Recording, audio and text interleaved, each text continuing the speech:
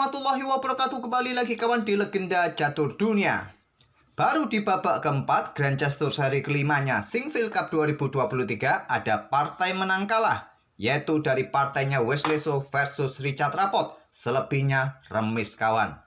Dan sepertinya Jan-Christophe Duda ini sudah tidak bisa melanjutkan turnamen ini kawan. Nama Jan-Christophe Duda di sini sudah tidak ada. Tapi belum jelas lagi juga, admin belum mengecek informasinya seperti apa. Ada apa dengan Jan-Christophe Duda, keluhan apa yang dia alami kawan. Tapi sementara ini kita tidak akan ulas game Wesley So versus Richard Rapport. Ini buat nanti sore saja. Saya dahulukan permainannya Aditya Bagus Arvan yang berlaga di kejuaraan dunia junior atau kejuaraan dunia remaja tahun 2023 di kota Montesilvano, Italia, yang memainkan babak terakhirnya. Berikut inilah kawan profil dari Aditya Bagus Arvan. Di babak ke-10 kemarin kalah kawan, gamenya sudah kita ulas. Kalau admin ulas game pemain Indonesia seperti ini, sepi yang nonton kawan. Dan di game ke-11-nya melawan Freedom Master lagi, Aditya Bagus Arvan kalah kawan. Coba lihat, kalau kalah dia minus 5 poin elo ratingnya di babak 10. Di babak ke-11 dia minus 6 poin kawan. Jadi keseluruhan di sini Aditya Bagus Arvan kehilangan 11,3 elo rating kawan. Ini ada iklan, saya tutup terlebih dahulu. Dan di posisi akhir dia menempati posisi ke-41 dari posisi awal unggulan ke-9. Cukup disayangkan, padahal target yang dicanangkan oleh PB Percasi adalah 3 besar dan dijanjikan bonus juga kalau bisa menempati 3 besar. Tapi sayangnya menempati ranking ke-41 di akhir turnamen. Oke, langsung saja ke papan analisisnya pada game terakhir, pada game ke-11 saat menghadapi FIDE Master asal Polandia. Ini bedanya, merahnya di bawah, kita di atas kawan. Oke, di sini putih mengawal dengan pion E4, Aditya Bagus Arvan meladeni permainan dengan Sicila Defense. Kuda F3, pion E6, Sicila Prancis kawan. Dan pion D4 seperti biasa baku hantamnya. Kemudian pion A6. Apa nama variasi ini setelah pion E6 kawan? Ini bukan Sicila Najdorf dengan pion A6, bukan Sicila Najdorf. Ini adalah Sicila Khan kawan. Dan beberapa hari yang lalu di kolom komentar ada kawan-kawan yang merequest permainan Sicila Khan. Nah, inilah saatnya kita akan coba lihat ide dari permainan Aditya Bagus Arvan memainkan Sicila Khan. Gajah D3 pilihan utama kawan, melanjutkan untuk meladeni Sicila Khan, ataupun di posisi ini kalian juga melanjutkan kuda C3 terlebih dahulu seperti biasa, berkuat posisi pion pusat. Dua pilihan itulah yang paling banyak dipilih gajah D3 oleh putih. Nah, kuda F6, gajah C5 untuk mempercepat kosongkan ruang agar raja bisa rokade pendek sesegera mungkin, merupakan langkah-langkah yang umum yang paling banyak dipilih kawan. Atau menteri naik ke petak C7 langsung keluar seperti halnya dalam permainan Taimanov. Tapi di sini Aditya Bagus Arvan memainkan pion B5. Ini pilihan nomor 9 kawan setelah pion A6. Jelas dia ingin menempatkan gajah terangnya di diagonal terang panjang sesegera mungkin, juga untuk mendapatkan penguasaan ruang di sisi menteri dengan pion B5-nya. Tapi ini akan memberikan kesempatan juga bagi putih untuk mencoba langsung counter dengan pion A4 ini kawan, yang mungkin akan didorong pion ini maju ke petak B4. Tapi putih amankan raja terlebih dahulu, pilihan bagus. Setelah gajah B7 baru langsung serang pion A4. Nah, kebanyakan di game-game terdahulu pion ini didorong maju ke petak B4. Tapi Stockfish lebih menyukai langkah yang lain. Inilah langkah yang disukai oleh Stockfish, yaitu dengan langkah kuda C6 kawan.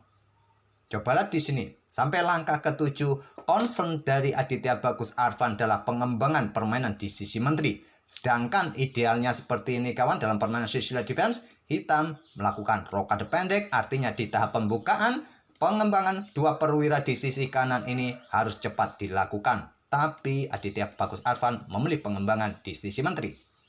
Apalagi sekarang sudah mendapatkan serangan di sisi kiri kawan, seperti apa di langkah berikutnya. Nah, di sini pion A pukul pion B5 merupakan pilihan utama yang bisa dilanjutkan oleh putih menurut Stockfish. Di game-game terdahulu di sini kawan, gajah berkembang ke petak E3 terlebih dahulu untuk perkuat posisi kuda dari kuda C6 ini kawan. Inilah yang dipilih oleh putih. Kalaupun tadi dengan ide pengorbanan kuda seperti ini kawan, nah di sini kuda disarankan kembali ke petak ini kawan. Terlebih dahulu, tidak mungkin pion akan ambil gajah, benteng bisa jatuh juga kawan.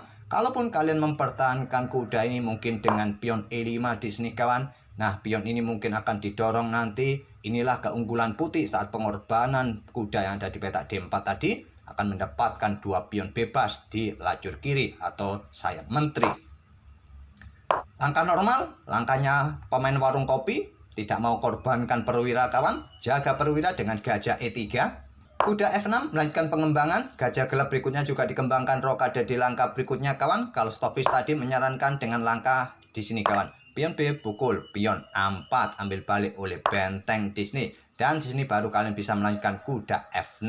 Memang terlihat evaluasi barnya putih ini sedikit naik kawan. Memang seperti itu. Tapi dengan kuda F6 ini pun juga memberikan kesempatan putih memenangkan pertarungan di sisi menteri. Dengan langkah pion A pukul, pion B5. Pion A ambil balik pion B5. Baku hantam benteng, ambil balik dengan gajah. Dan di sini kuda yang ambil pion B5. Putih unggul 1 pion dan posisi kuda ini cukup merepotkan. Coba lihat kawan, posisi kuda ini sangat ideal. Nanti bisa disusul ya, buka akses bagi menteri, kawal petak gelap, berikan dukungan bagi kuda ke petak D6 nanti ke depan kawan. Kuda di langkah berikutnya juga bisa menyusul untuk backup saudaranya.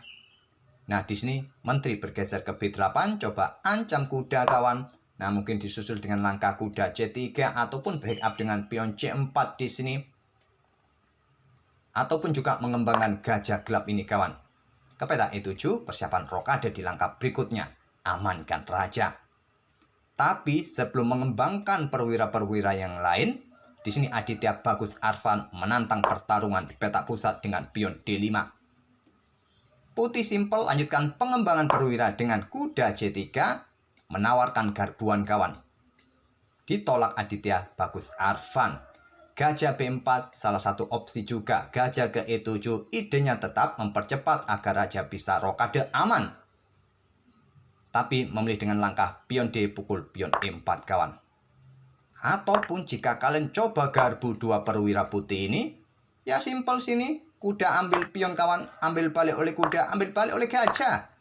Menteri tidak akan berani ambil kawan karena di sini posisi menteri kena discover. Ditutup dengan menteri pun percuma, sikat oleh gajah. Putih menang cepat. Langkah pion D pukul pion E4 ini pun juga bukan pilihan utama. Nah, di sini ambil balik dengan kuda menantang pertukaran. Kuda ke E5 menolak pertukaran merupakan jawaban yang bagus juga kawan untuk membantu kontrol pada petak C7 ataupun juga blokade lajur D dari akses menteri ataupun benteng yang siap digeser menteri naik juga kawan. Persiapan gajah dikembangkan, rokade di langkah berikutnya menurut Stockfish juga opsi yang bagus juga. Di sini kawan memilih dengan langkah kuda ke B4 tekan atau pressure gajah di sini, buka akses juga bagi gajahnya di diagonal terang panjang kawan.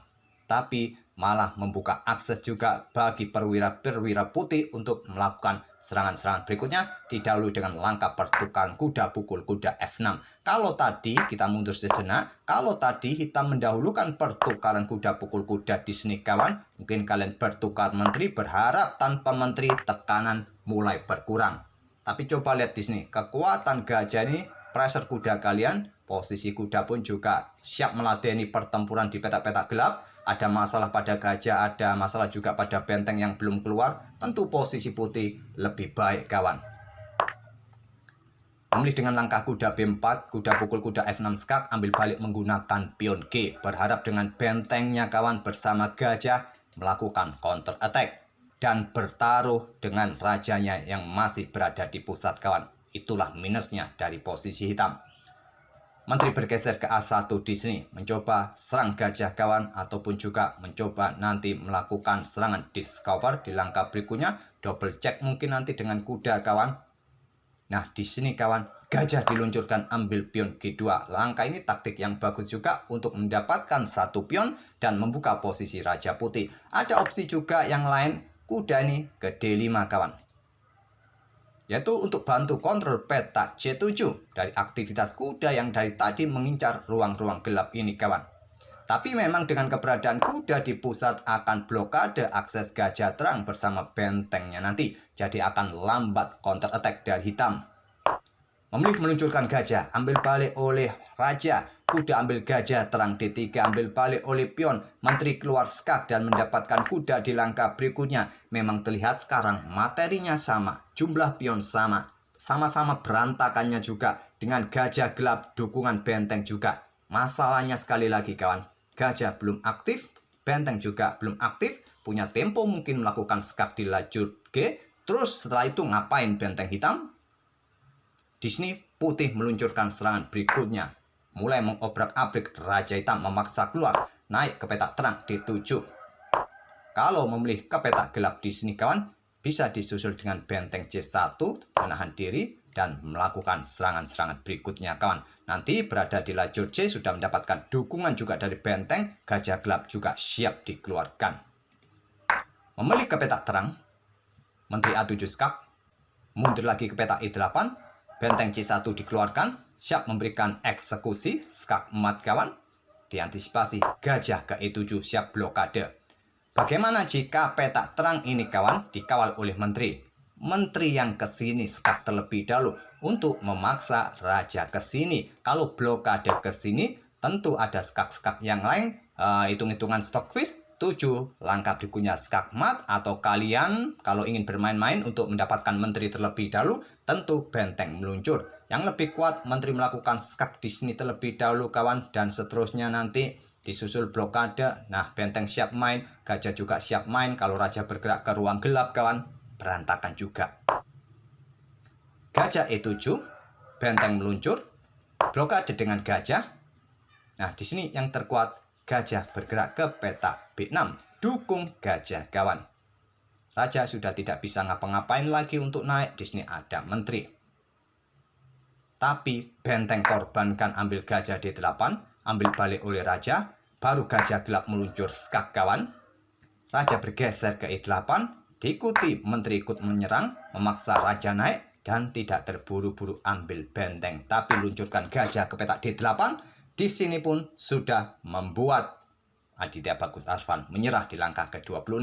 Hancur lebur posisi Aditya Bagus Arfan karena telat pengembangan perwira di sisi raja agar rajanya aman rokade, memilih mempertahankan rajanya di pusat, memilih pengembangan perwira di sisi menteri lebih cepat, dan buka lajur G ternyata kalah cepat dari putih kawan.